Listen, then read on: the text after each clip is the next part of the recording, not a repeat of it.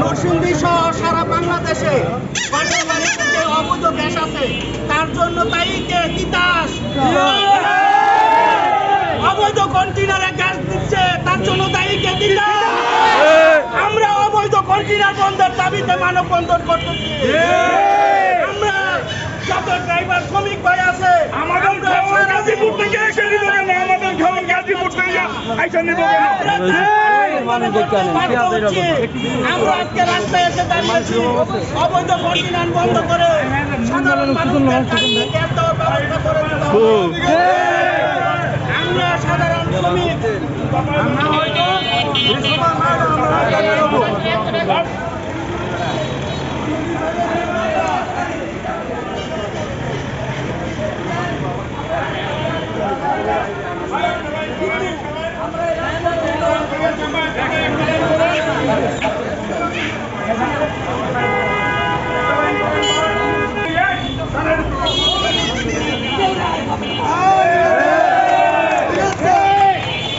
আমাদের